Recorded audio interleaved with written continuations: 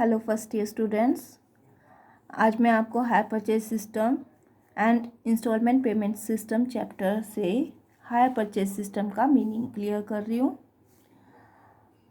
Meaning of hire purchase system. Hire purchase system क्या है? Hire purchase system purchase और sale करने का एक सिस्टम होता है जिसके अंदर हम परचेज करने का कोई भी जो गुड्स है उसके वैल्यू की पेमेंट कैश में ना करते हुए इंस्टॉलमेंट में करते हैं, तो वो हायर परचेज सिस्टम कहलाता है। इसमें पहले से ही परचेज़र और सेलर के बीच में एक एग्रीमेंट होता है जिसमें कि इंस्टॉलमेंट कितना अमाउंट दिया जाएगा और वो इंस्टॉलमेंट किस किस टाइम पीरियड पर होगा वो पहले से ही डिटरमाइन कर लिया जाता है। ये इंस्टॉलमेंट जो है वो आप मंथली, 6 मंथ में, एनुअली कैसे भी पेमेंट की जाती है। ये जो कि एग्रीमेंट किया जाता है इसमें जो परचेज़र है उसको सारे के सारे गुड्स जो हैं वो डिलीवर कर दिए जाते हैं, लेकिन उसको सिर्फ गुड्स को यूज़ करने की ऑथोरिटी प्रोवाइड कराई जाती है और उसको गुड्स की ओनरशिप ट्रांसफ़र नहीं की जाती। उसको गुड्स की ओनरशिप तब ट्रांसफ़र की जाती है जब वो सारी इंस्टॉलमेंट की पेमेंट कर देता है। उसके बाद गुड्स जो है वो उसकी ओनरशिप भी परचेज़र की हो जाएगी और उससे पहले ओनरशिप सेलर की ही रहती है। इस सिस्टम में जो कि परचेज़र होता है उसको हायर परचेज़र कहते हैं और जो सेल कर रहा होता है उसको हायर वेंडर कहा जाता है। Now next is definition of hire purchase system. Hire purchase system की डेफिनेशन आपको लर्न करनी है। According to J.R. Batliboi के अकॉर्डिंग जो है वो डेफिनेशन है कि under the hire purchase system goods are delivered to a person who agrees to pay the owners by equal periodical installment. कि हायर परचेज सिस्टम में क्या होता है कि गुड्स जो है वो उस पर्सन को डिलीवर कर दिया जाता है जो कि ओनर को इक्वल पीरियोडिकल इंस्टॉलमेंट देने के लिए एग्री हो जाता है। Such installments are to be treated as hire of these goods. कि ये जो इंस्टॉलमेंट्स हैं इन इंस्टॉलमेंट्स को कैसे ट्रीट किया जाता है, जैसे कि गुड्स को यूज़ करने का रेंट जो है वो दिया जा रहा है until a certain fixed amount has been paid. कि जब तक कि एक सर्टेन फिक्स्ड अमाउंट जो है वो पे नहीं हो जाता और जैसे ही वो पे हो जाता है when this goods become the property of the hirer, कि वो हायर की प्रॉपर्टी जो है वो बन जाता है। ये मान लिया जाता है कि वो हायर की प्रॉपर्टी हो गया है, अब उसकी ओनरशिप भी हायर को ट्रांसफ़र कर दी जाती है।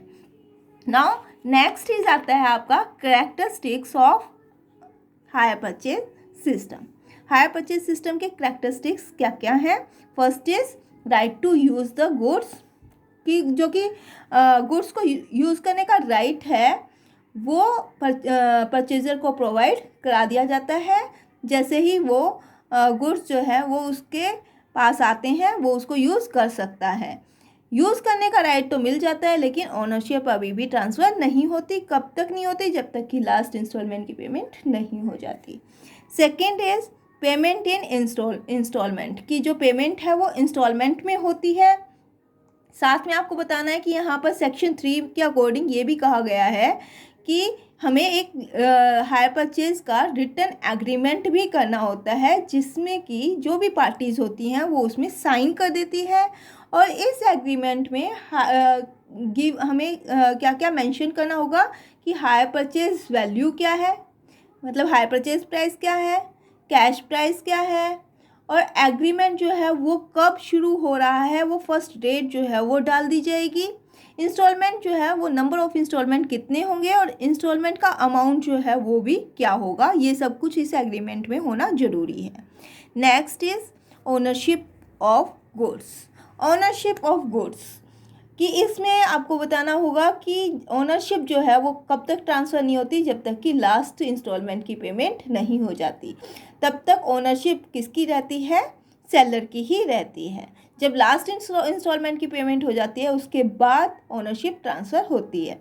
यानी कि ओनरशिप ट्रांसफ़र नहीं होगी, गुड्स को यूज़ करने की ऑथोरिटी जो है वो परचेजर की रहती है। Next is right of the hirer to purchase with rebate. कि उस हायर को ये भी राइट है कि वो रिबेट के साथ परचेज कर सकता है, यानी उसे रिबेट मिल सकती है। इसके लिए उसको जो कि गुड्स का ओनर है 14 डेज़ का उसको नोटिस जो है वो दिया जाएगा कि वो हायर परचेज का जो हायर परचेज सिस्टम पर जो परचेज़ किया है उसको एक्चुअल में परचेज करना चाहता है और उसके लिए वो रिबेट भी चाहता है, उसको रिबेट प्राप्त करने का ये अधिकार होता भी है। तो रिबेट का फॉर्मूला है rebate equal to 2/3 bracket total hire purchase charges multiply by number of installment not yet due और divided by total number of installment. यहाँ पर तो जो इंस्टॉलमेंट ड्यू नहीं हुई है वो लिखा जाएगा और नीचे टोटल नंबर इंस्टॉलमेंट के लिखे जाएंगे। इस तरीके से रिबेट निकाली जाएगी और ये रिबेट जो है वो परचेजर को प्रोवाइड कराई जाएगी। तो इसके लिए मैं एक एग्जांपल लेती हूँ। एग्जाम्पल है कि फ्रॉम द फॉलोइंग इन्फॉर्मेशन, ये इन्फॉर्मेशन गिवन है, इस इन्फॉर्मेशन के अकॉर्डिंग हमें कैलकुलेट करना है कि ओनर जो है वो कितनी रिबेट प्रोवाइड कराएगा, जबकि परचेज़र ने कहा है कि वो कम्प्लीटली इसको परचेज़ करना चाहता है। हायर परचेज प्राइस कितना है 72,000, कैश प्राइस आपका 54,000 है, नंबर ऑफ इंस्टॉलमेंट जो है वो 12 है और इंस्टॉलमेंट पे कर दिया 8 इंस्टॉलमेंट उसने पे कर दिया, यानी बैलेंस कितनी रह गई है 4 इंस्टॉलमेंट्स रह गई हैं। नाउ अब देखते हैं, सबसे पहले तो हायर परचेज चार्जेस जो है वो कितने हैं। तो हायर परचेज प्राइस हमें पता है, कैश प्राइस हमें पता है, दोनों में से लेस कर देंगे तो हायर परचेज प्राइस हमारा आ गया। हायर परचेज प्राइस जो है वो हमारा चार्जेस हमारे कितने हैं 18,000 रुपीज़ हैं। ये 18,000 रुपीज़ यहाँ पर लिखे जाएंगे। टोटल हायर परचेज चार्जेस कितने हैं। Next is amount of each instalment. तो हमारा हायर परचेज प्राइस जो है वो 72,000 है, नंबर ऑफ इंस्टॉलमेंट 12 है, तो इट मीन्स कि हर इंस्टॉलमेंट के 6,000 रुपीज़ देने होंगे। Balance of hire purchase price, हमारे पास बैलेंस रह गई है 4 इंस्टॉलमेंट के अकॉर्डिंग 6,000 के अकॉर्डिंग 24,000 का अमाउंट जो है वो अभी हमें पे करना बाकी रह गया है। अब हमें क्या निकालनी है रिबेट का फार्मूला लेंगे 2/3। हायर परचेज चार्जेस हमें पता है 18,000, जो इंस्टॉलमेंट ड्यू नहीं हुई वो 4 है, डिवाइड बाय टोटल हमारे पास 12 इंस्टॉलमेंट है। इससे हमारी रिबेट जो है वो निकल कर आई है कितनी 4,000, यानी कि 24,000 उसे पेमेंट करनी थी, लेकिन उसमें से 4,000 उसको रिबेट मिल जाएगी। यानी अब वो कंप्लीट परचेज करने के लिए कितने रुपीज़ की पेमेंट करेगा 20,000 रुपीज़ की पेमेंट करेगा।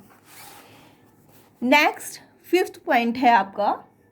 5th पॉइंट कहता है कि when default is made in the payment of any instalment, यानी किसी भी किस्त के भुगतान न करने पर अगर किसी तरह का डिफ़ॉल्ट कर देता है, पेमेंट नहीं करता इंस्टॉलमेंट की, तो क्या होगा। First is right of repossession of goods by the seller, कि सेलर को राइट होता है कि वो माल को वापस ले सकता है, उसको ये अधिकार है, वो किसी भी टाइम उस माल को वापस ले सकता है, बिकॉज ऑफ वो अभी उसका ओनर है। जब तक कि लास्ट इंस्टॉलमेंट की पेमेंट नहीं हो जाती सेलर ही ओनर रहता है। तो सेक्शन 20 में कुछ कंडीशन बताई गई हैं, उस कंडीशन के अकॉर्डिंग क्या होता है कि आपको कोर्ट से एक अनुमति प्राप्त करने की ज़रूरत होगी। कब, जबकि आपके पास 2 कंडीशन हैं, वो 2 कंडीशन मैं आपको बताती हूँ। कि फर्स्ट इज़ कि हायर परचेज प्राइस देखना है आपने। अगर हायर परचेज प्राइस 15,000 रुपये से कम है तो हाफ प्राइस का पेमेंट किया जा चुका हो तो आपको कोर्ट से परमिशन लेनी पड़ेगी। सेकेंड इज कि जबकि हायर परचेज प्राइस 15,000 रुपये से ज़्यादा है, अगर 15,000 रुपये से ज़्यादा है तो 3/4 अमाउंट की पेमेंट हो चुकी हो, तब भी आपको कोर्ट से परमिशन लेनी होगी, तभी आप क्या कर सकते हैं इस माल को वापस ले सकते हैं, अदरवाइज नहीं। दोनों कंडीशन क्लियर होगी। फर्स्ट में आपको लिखना है 15,000 रुपये से कम, अगर कम है तो हाफ अमाउंट की पेमेंट की जा चुकी हो, और 15,000 रुपये से ज़्यादा है तो 3/4 अमाउंट की पेमेंट की जा चुकी हो। ये 2 कंडीशन होने पर ये ज़रूरी है कि आप कोर्ट से परमिशन लेंगे और उसके बाद ही आपको अथॉरिटी होगी कि आप गुड्स को रिपोजेस्ट कर सकते हैं। सेकेंड इसमें पॉइंट है refund to the hire purchaser, कि इसमें क्या है कि रिफंड किया जा सकता है हायर परचेजर को, वापसी जो है वो करने के लिए बाउंडेशन जो है वो नहीं होगी। कहने का मतलब ये है कि जो कि सेलर है वो अगर गुड्स को वापस लेने पर भी, अगर वो वापस ले लेता है उस पर भी वो प्राप्त की हुई जितनी भी, उसने जितना भी अमाउंट जो है वो इंस्टॉलमेंट में रिसीव किया था वो वापस करने के लिए बाउंड नहीं होता। क्यों नहीं होता? बिकॉज ऑफ जो इंस्टॉलमेंट की उसने पेमेंट की है वो ये मान लिया जाता है कि उसने जो गुड्स को यूज़ किया है वो उसका रेंट है। तो इट मीन्स कि गुड्स को यूज़ करने के बदले में इंस्टॉलमेंट प्राप्त कर ली गई है तो वो फॉरफिटेड हो जाता है, उसको वो बाउंड नहीं है कि वो इंस्टॉलमेंट वापस करेगा। लेकिन कुछ सर्कमस्टांसेस ऐसे भी हो जाते हैं कि वापस करनी पड़ती है। कब करना पड़ेगा? कि अगर एक कंडीशन है कि अगर उसने जितनी भी इंस्टॉलमेंट की पेमेंट की है और जो गुड्स उसने रिटर्न किया है उसकी प्रेजेंट वैल्यू देखी जाएगी और उन दोनों को जोड़ दिया जाएगा। अगर वो जोड़ यानी जो भी उसका ऐड करने पर जो अमाउंट आता है वो अमाउंट हायर परचेज वैल्यू से ज़्यादा हो तो जितना ज़्यादा है वो सरप्लस होगा और उस सरप्लस को हायर परचेजर को वापस करना पड़ेगा। Next, right to recover the arrears. यहाँ पर आपको बताना है कि अगर इंस्टॉलमेंट की पेमेंट जो है वो नहीं की गई है तो उसको रिकवर करने का राइट होता है सेलर का। यानी कि सेलर को ये राइट है कि जब उसने गुड्स को रिटर्न कर दिया है तो बाकी के आउटस्टैंडिंग इंस्टॉलमेंट्स के लिए वो क्या कर सकता है? क्लेम कर सकता है। आउटस्टैंडिंग यहाँ पर इंस्टॉलमेंट्स उन इंस्टॉलमेंट्स को कहा जाता है कि जिस डेट पर उसने गुड्स को रिटर्न कर दिया है तब तक वो ड्यू हो चुकी हैं और जितनी ड्यू हो चुकी हैं वो सारी इंस्टॉलमेंट्स के लिए वो क्लेम करेगा और वो उसको प्राप्त करेगा। Next, liability of hire purchaser to keep the goods in good condition, कि हायर परचेजर की ये लायबिलिटी है कि वो गुड्स गुड कंडीशन में उसको रखेगा। एज ए बेली वो अपने पास उसको रखता है और उसकी देखभाल भी करनी उसका लायबिलिटी बनती है। यानी उसे आशा रखी जाती है कि जिस तरीके से एक व्यक्ति अपने सामान की देखभाल करता है ठीक उसी तरीके से ही वो इस गुड्स की भी देखभाल कर रहा है। Loss occurring to goods has to borne by the seller. इस पॉइंट में आपको कहना है कि यदि हायर परचेजर मतलब अगर वो उसकी गुड्स की इस तरीके से ही देखभाल कर रहा है, इस तरीके से ही रख रखाव कर रहा है जैसे कि उसकी खुद की गुड्स है और फिर भी उस गुड्स को किसी तरह का लॉस आता है तो उस लॉस को सेलर के द्वारा ही बियर किया जाएगा क्योंकि सेलर यहाँ पर ओनर होता है और जिसकी ओनरशिप होती है उसी का ही रिस्क भी होता है। लास्ट पॉइंट है आपका नो राइट टू सेल और प्लेस द गुड्स, कि ना तो उस गुड्स को सेल करने का राइट होता है क्योंकि वो एज ए बेली होता है तो वो ना तो सेल कर सकता है ना ही प्लेस पे रख सकता है। कब तक? जब तक कि लास्ट इंस्टॉलमेंट की पेमेंट नहीं हो जाती, क्योंकि लास्ट इंस्टॉलमेंट की पेमेंट होने के बाद वो उसका ओनर बन जाता है और ओनर बनने के बाद वो उसको सेल भी कर सकता है और प्लेस पे भी रख सकता है। Next is differences between hire purchase system and credit sale. दोनों में डिफरेंस क्या है? बेसिस लेकर चलते हैं हम। फर्स्ट है एक्ट। तो हायर परचेज सिस्टम में एक्ट आपका हायर परचेज एक्ट 1972 लागू होता है, जबकि क्रेडिट सेल में गुड सेल्स एक्ट 1930 के प्रोविजंस लागू होते हैं। नेक्स्ट है आपका नेचर ऑफ कॉन्ट्रैक्ट। तो हायर परचेज सिस्टम जो है वो एग्रीमेंट ऑफ सेल है ना कि कॉन्ट्रैक्ट ऑफ सेल, जबकि क्रेडिट सेल जो है वो कॉन्ट्रैक्ट ऑफ सेल होती है। नेक्स्ट है आपका ट्रांसफ़र ऑफ ऑनरशिप। ऑनरशिप जो है वो मैंने अभी आपको हायर परचेज में बताया ही था कि आपको गुड्स को यूज़ करने का अधिकार होता है, लेकिन ओनरशिप ट्रांसफ़र नहीं होती, लास्ट इंस्टॉलमेंट के बाद होती है। जबकि क्रेडिट सेल में जैसे ही सेल हो जाती है वैसे ही आपको ओनरशिप भी ट्रांसफ़र हो जाती है। मेथड ऑफ पेमेंट, पेमेंट करने का मेथड जो है वो क्या होगा, तो जो कि हायर परचेज है उसमें इंस्टॉलमेंट में पेमेंट की जाती है और ये पहले से ही डिटरमाइन की जाती हैं सारी इंस्टॉलमेंट्स एक एग्रीमेंट के थ्रू। जबकि क्रेडिट सेल में लमसम अमाउंट में भी हो सकती है या फिर आपसे म्यूचुअल आपके एग्रीमेंट्स होते हैं उसके अकॉर्डिंग भी हो सकती है। Next is right to repossession of goods. Repossession करने का राइट जो है वो हायर परचेज सिस्टम में नहीं होता है, जबकि जो कि क्रेडिट सेल होती है उसमें होता है। रिपोजेशन ऑफ राइट्स क्या होता है कि किसी भी जो भी इंस्टॉलमेंट होती है वो अगर नहीं मिल रही है तो जो कि सेलर है वो इंस्टॉलमेंट को प्राप्त करने का राइट रखता होता है। और जो कि सेल है उसमें इंस्टॉलमेंट होती ही नहीं है तो फिर ऐसा कोई क्लेम जो है वो नहीं किया जाएगा। लेकिन अगर कोई भी आउटस्टैंडिंग अमाउंट रह गया है तो उस आउटस्टैंडिंग अमाउंट के लिए और इंटरेस्ट के लिए क्लेम किया जाएगा। Next is